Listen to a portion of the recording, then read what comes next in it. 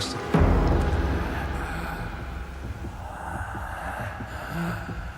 The 2020s digital era has given us all our personal movie archives through letterboxd lists, Instagram reels, and Pinterest boards that keep recommending 5 must-watch horror movies of all time. But back in the 90s, our love for horror mostly spread through stories we shared with friends. There were only a few options. Either you rented a movie, or you hit the theater with a couple of friends who would never judge your poor taste in films because they were into way worse stuff themselves. I'm not complaining about the digital world, but life was simpler back then, especially with those B-category space thrillers, creature features, gothic horror films, and weird sci-fi nightmares that never needed rocket science filmmaking or Nolan-level decoding to understand them. They were extremely messy, but entertaining as hell. So worry not, in today's video I'm going to take you on a trip down memory lane to discuss some of the forbidden sci-fi horror gems of the 90s. So without further ado, let's get started and refresh your nostalgia.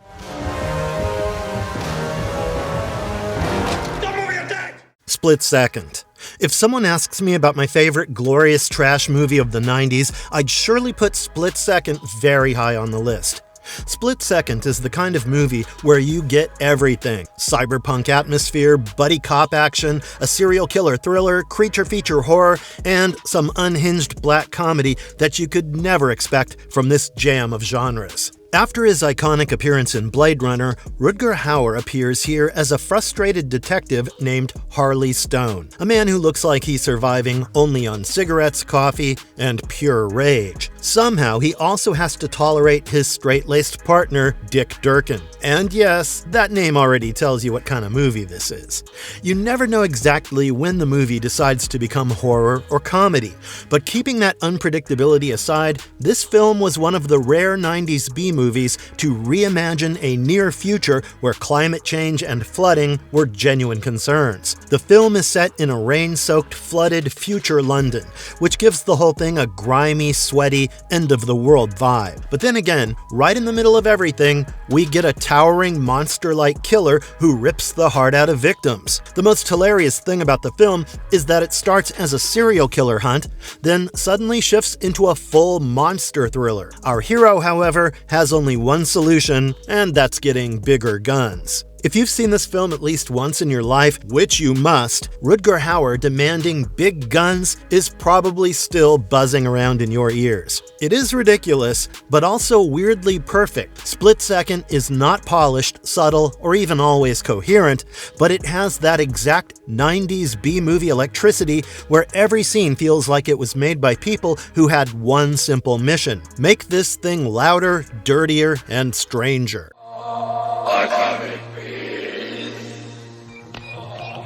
Dark Angel, also known as I Come in Peace. So basically, the movies I'm talking about on this list go beyond just one branch of sci-fi horror. Split Second was a prime example of that, but there are more along the way, like Dark Angel, also known as I Come in Peace. This one is famously remembered for its cheeky dialogue and genuinely witty punchlines, which will probably follow you to your grave. I Come in Peace is packed with great one-liners. In Craig R. Baxley's vision, alien criminals have come to Earth for a very strange reason. They harvest chemicals from human brains to create a powerful narcotic for an intergalactic drug trade. Yeah, that's the actual level we're operating on here, and honestly, I respect it. The villain Talek, played by Matthias Hughes, is one of the coolest looking aliens in 90s action sci-fi. He's tall, intimidating, good-looking, and has long blonde hair that gives him an aura somewhere between Interstellar Hitman and Space-Age Lucius Malfoy. And most importantly, he keeps saying that he comes in peace. I can never forget the way Hughes delivers that iconic line repeatedly, only for Dolph Lundgren's character, Jack Kane, to eventually shut him down with the equally legendary response, "And you go in pieces." I really want to know how those two managed to keep a straight face while filming that scene. But seriously, if you haven't seen this masterpiece yet, you've missed out on one hell of a laugh. Of course, you can still give it a shot now, today, but back in those days, this kind of rough-edged humor felt more real than ever. Over the years, it does make me a little sad that this kind of unfiltered silliness has almost disappeared with the rise of overly polished franchise seriousness.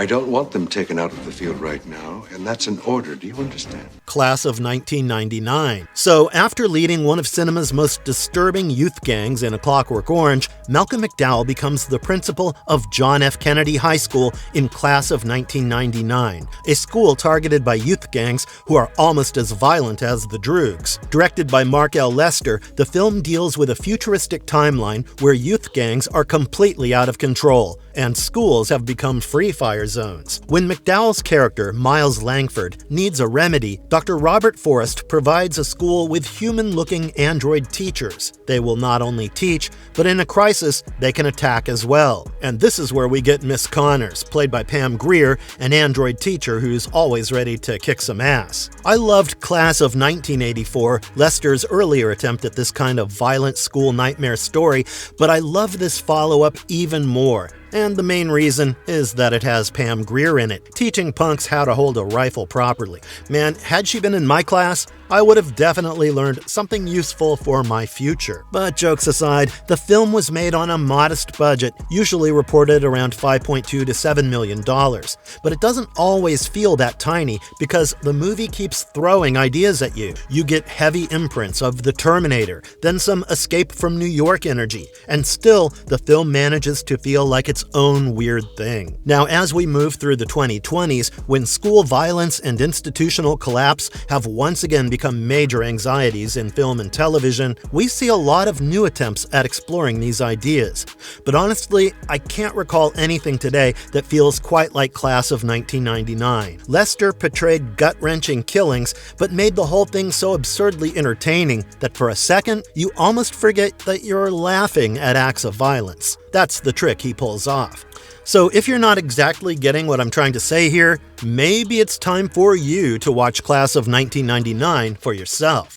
Frankenstein Unbound. If you're a staunch lover of cult horror, one name you should never ignore is Roger Corman. And to talk about the next movie on this list, I must talk about the man behind it. The master of low-budget cult cinema made and produced many legendary films, including House of Usher, The Pit and the Pendulum, The Mask of the Red Death, and many, many more. As a producer, he also helped build the careers of several directors who later became major Hollywood names. So, in 1990, after a long hiatus from directing feature films, Corman finally came back to the director's chair with Frankenstein Unbound, a cinematic adaptation of Brian Aldiss's 1973 science fiction novel of the same name. This was not fan fiction. It was a published literary sci-fi reimagining of Mary Shelley's Frankenstein mixed with time travel, alternate history, and gothic horror. The goal was not to make a perfect movie. If you follow Corman's filmography, this doesn't even feel like his best work, but still, I love this movie because it's exactly the kind of film you watch and say, they don't make movies like this anymore. Frankenstein Unbound doesn't follow Mary Shelley's original text like a Bible. It imagines a future where scientist Joe Buchanan, played by John Hurt, creates a powerful weapon whose side effects cause dangerous time slips. As a result, Buchanan and his futuristic talking car are thrown back to 1817 Switzerland, where he meets Mary Shelley, Lord Byron, Percy Shelley, and Victor Frankenstein himself. And yes, in this strange timeline, Victor Frankenstein's creature is real. This kind of story probably would not make sense in a modern mainstream studio pitch, but that's exactly why I admire it. It doesn't try to simply mimic the source material. It twists it, bends it, and throws science fiction directly into gothic horror. Another major reason to watch Frankenstein Unbound is Raul Julia's Victor Frankenstein. He was one gem of an actor who passed away far too soon. Still, in every gothic or heightened role he stepped into, he made the character memorable. So even if you're not a Roger Corman fan, if that's possible, you ought to watch this sci-fi gothic horror at least to experience Raul Julia's phenomenal performance, which still remains criminally underrated. Return of the Living Dead 3. The Return of the Living Dead franchise is too cool to be dismissed as just B-category zombie cinema. I mean, of course, these are some of the wackiest zombie movies you're unlikely to find today, but in my opinion, the third installment is one of the best things Brian Yuzna ever directed. The film's basic motivation is a tragic love story about bringing your dead girlfriend back to life. but as a brain-eating zombie. Melinda Clarke looks like she should be the brand ambassador of undead goth horror, because I've never had a crush on an undead woman looking so fine, even with metallic scraps and piercings coming out of her skin. Her character Julie and her boyfriend Kurt Reynolds had previously sneaked into a top-secret military facility to see how trioxin gas can bring the dead back to life. That same night, they get into a terrible accident, and Julie dies. Kurt, desperate to have her back, sneaks her body into the base and exposes her to that same chemical. Now Julie is reborn as undead, but her gradually growing hunger for violence and brains gets in the way of their relationship. Romantic, right? The film has terrific special effects work that still feels impressive, and everything about Julie's zombie design screams body horror punk. And while many fans compare the look to Cenobites, Yuzna was also clearly tapping into early 90s body piercing and punk subculture. Steve Johnson and his effects team brought that vision to life with a design that's painful, sexy, tragic, and grotesque all at once. And Melinda Clarke absolutely nails it. Her stare, her physicality, and her transformation from love-struck girl to self-mutilating undead icon still give the film its cult power. Return of the Living Dead 3 may be messy, but it has more emotion than you'd expect and more style than many zombie movies that came after it. Cronos. When one of the greatest modern genre directors makes a debut feature, you can often see signs of greatness from the beginning. And with Guillermo del Toro, this is a whole different conversation. In his feature directorial debut, Cronos, Del Toro already shows his ambitious storytelling, his obsession with objects, mechanisms, insects, bodies, faith, and death, and his love for gothic atmosphere. From the beginning, it was clear that Del Toro was going to change this subgenre of horror forever. Cronos revolves around a mysterious mechanical device that grants extended life. The device was created centuries earlier by an alchemist, and after remaining hidden for hundreds of years, it's rediscovered by an elderly antique dealer named Jesus Gris, played by Federico Lupi. Once the device attaches itself to him, he begins to feel younger and stronger, but the gift comes with a terrible craving, of course. Meanwhile, the story is not complete without an antagonist, and here we get Ron Perlman as Angel de la Guardia, the violent nephew of a dying businessman who wants the device for himself. Perlman brings exactly the right mix of brutish humor and menace, making him a perfect early Del Toro monster man before the director's later career made that kind of character one of his signatures. Just like in Del Toro's later films, you see a strong sense of color, texture, and emotional design throughout Cronos. The device itself feels like a sacred insect machine, beautiful and disgusting at the same time. The film draws from vampire mythology, gothic tragedy, religious imagery, and family melodrama, but it never feels like a simple imitation. That's why I think Cronos has more rewatch value than many people give it credit for. You might argue with me on that, but it's just what I felt when I came back to this movie again and again. It's small, strange, intimate, and already unmistakably Del Toro. Fire in the Sky. Taking place in 1975, Fire in the Sky follows 6 forestry workers in the mountains of Arizona who see something bizarre in the sky, a flying saucer. Naturally, one of them, Travis Walton, gets out of the truck to look closer, because apparently curiosity is stronger than survival instinct. As a result, Walton is struck by a beam of light and vanishes, leaving the other men behind. The rest of the film focuses heavily on the surviving crew members as they're questioned, doubted, and suspected of murder. That's important because the film is not just about aliens. It's also about what happens to ordinary people when nobody believes the impossible thing they say they witnessed. Then finally, Travis returns and later recalls what happened to him.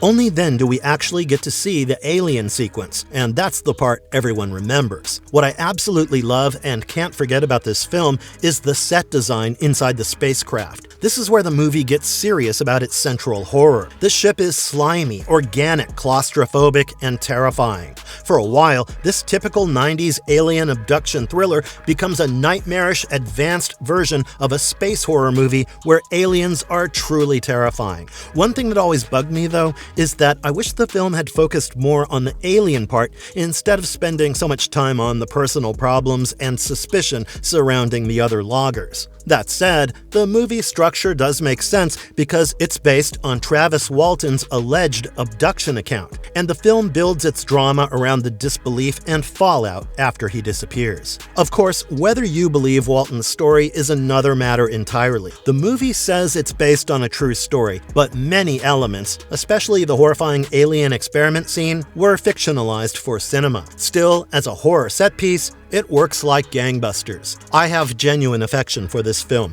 mainly because of its alien designs and that unforgettable abduction sequence. So if you also want to get judged by these poreless aliens with skeptical eyes staring right through your soul, this can be one hell of a pick for you. Body Snatchers. Now, I've talked about Invasion of the Body Snatchers multiple times on our channel, especially the 50s and 70s versions that still continue to blow my mind. But did you know that in the 90s, Abel Ferrara made his own attempt to tell that same story in a different setting? And that's how we got Body Snatchers in 1993. This time, the story shifts to a military base. Steve Malone, played by Terry Kinney, is an Environmental Protection Agency inspector who moves to the base with his family. But the film is largely seen through the eyes of his teenage daughter Marty, played by Gabrielle Anwar. Ever since arriving there, Marty notices that her stepmother and the people around her are acting strangely. Slowly, the family realizes that people on the base are being replaced by alien duplicates grown from pod-like organisms. The military setting gives the story a different kind of dread. In the earlier versions, the horror came from suburban conformity and social paranoia.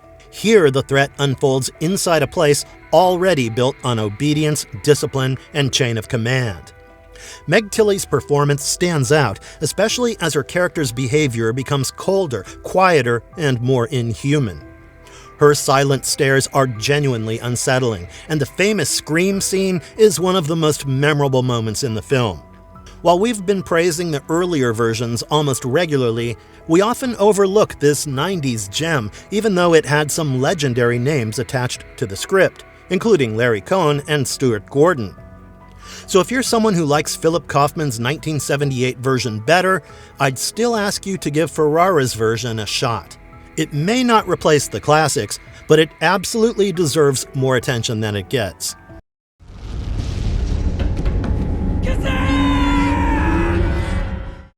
Cube. If you hate mathematics just like me and think it's futile to learn all those formulas unless they're meant to get you out of an endless cubicle maze trap, then the next one will be a perfect pick for you. Vincenzo Natali's 1997 sci-fi horror film Cube follows a group of strangers trapped inside a massive structure made of cube-shaped rooms. Some rooms are safe, some are deadly, and the only way out is to use their own specific skills to figure out which rooms will not kill them first. Back then, this was exactly the kind of late-night shenanigans I lived for, because it's always fun to have some snacks in your mouth and watch a terrifying cube splice people apart or melt them with traps. The situation is claustrophobic, and that makes the characters' personalities even more insufferable than the problem they're trapped in. The genius of Cube is that it doesn't need a giant monster, a huge budget, or a massive explanation. The maze itself is the monster. The bureaucracy, paranoia, math, and human selfishness all become part of the horror. The characters aren't just trying to escape the cube, they're trying to survive each other. Cube was a late 90s Canadian sci-fi horror film that wanted to be creative on a tiny budget, and it absolutely succeeded. If you've recently watched liminal space or maze horror concepts like The Backrooms, I'd recommend giving Cube a go, if only to see one of the earlier cult landmarks in the evolution of trapped room and maze-based horror science fiction.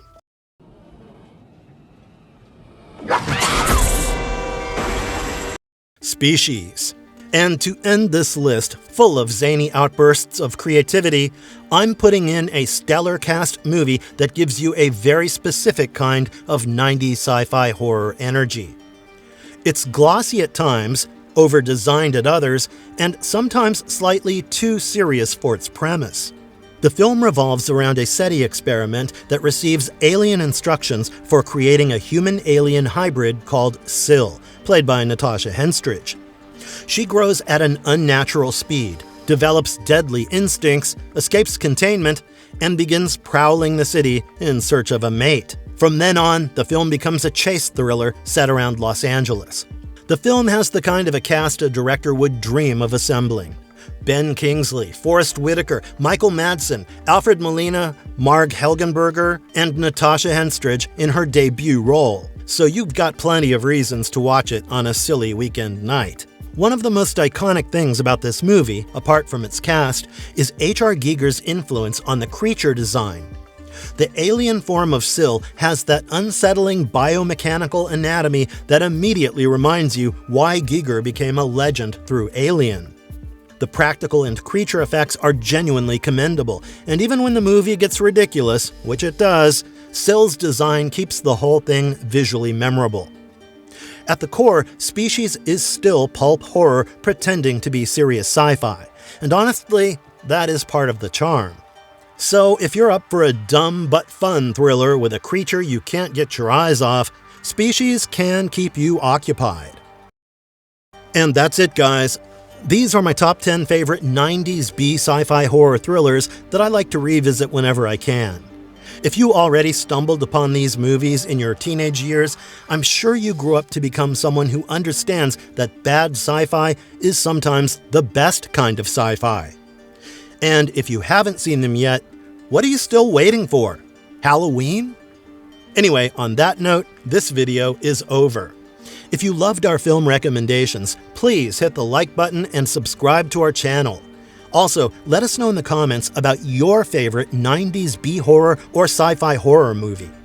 Until then, goodbye, and I'll see you in the next one.